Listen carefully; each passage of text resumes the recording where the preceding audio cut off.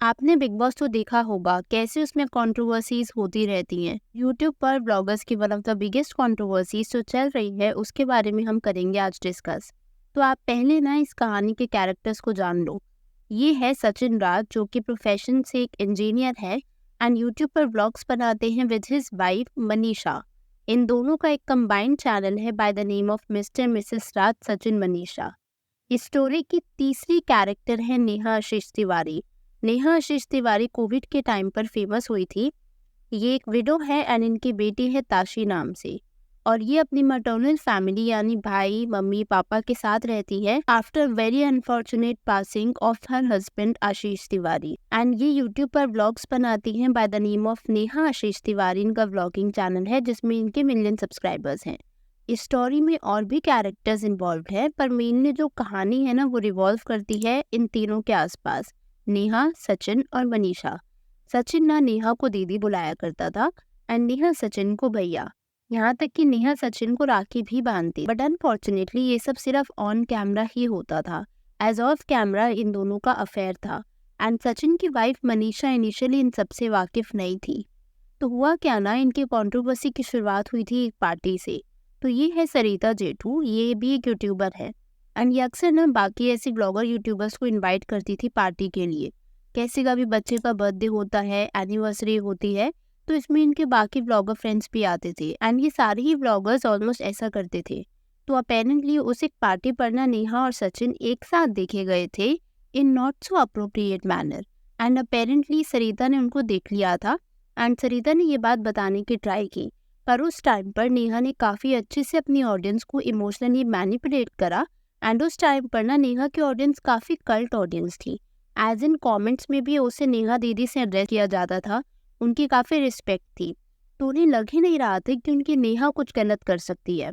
होता है ना कि कई लोगों की इमेज एक सर्टन वे होती है एंड हमें लगता है कि नहीं ये ऐसा कर ही नहीं सकते। बस वही हाल था नेहा का, उसने अपना ऑन सोना ऐसा बनाया हुआ था कि लोग उसको काफ़ी सिंपैथी भरी नज़रों से देखते थे और सिर्फ उसकी रिस्पेक्ट करते थे।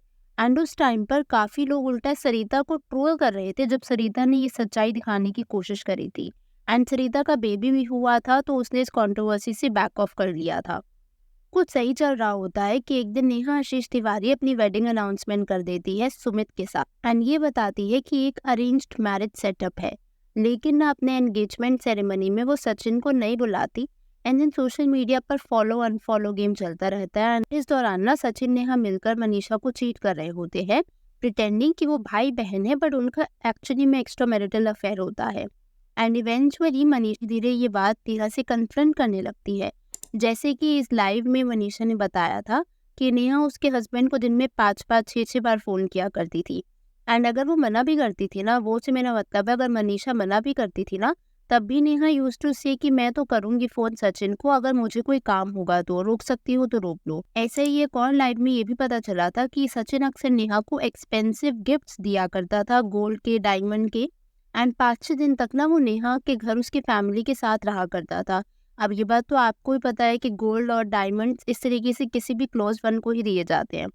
फर्दर मोर नेहा सचिन एक दूसरे को जान कहकर एड्रेस किया करते थे पीठ पीछे, पर दुनिया के सामने तो आपको पता ही है कि उनका रिलेशनशिप क्या था। और भी कई चीज़ें थी इनके बीच में जिसके बारे में मैं ज़्यादा नहीं बोलना चाहूँगी, बट यू कैन अंडरस्टैंड कि इनका रिलेशनशिप कहाँ तक पहुँच चुका था।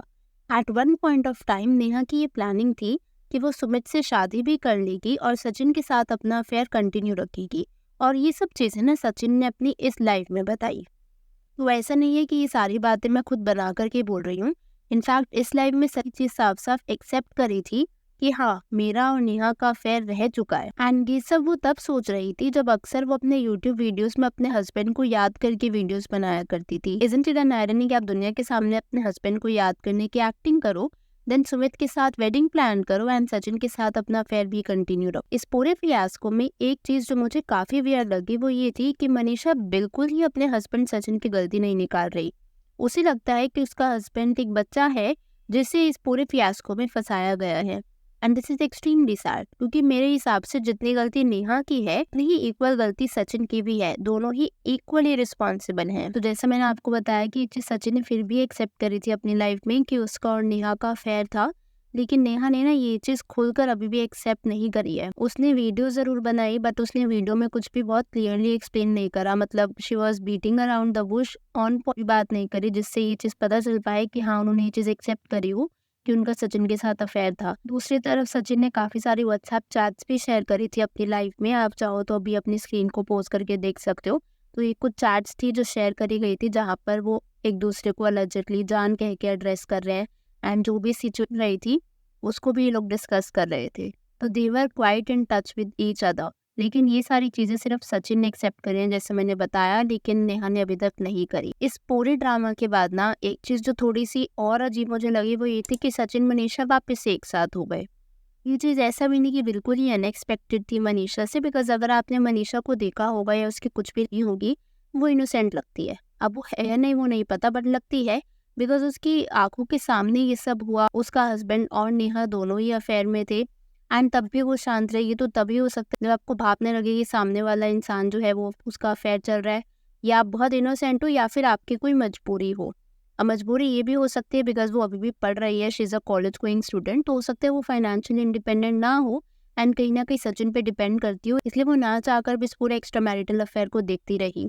ये भी एक पॉसिबिलिटी हो सकती है और दूसरी पॉसिबिलिटी ये भी हो सकती है कि उसको सच में शायद अंदाज़ा ही ना लगा हो। अब ये तो नहीं पता कि मजबूरी क्या थी, बट एक चीज़ कि सचिन ने फॉर श्योर मनीषा को इमोशनली मैनिपुलेट किया है।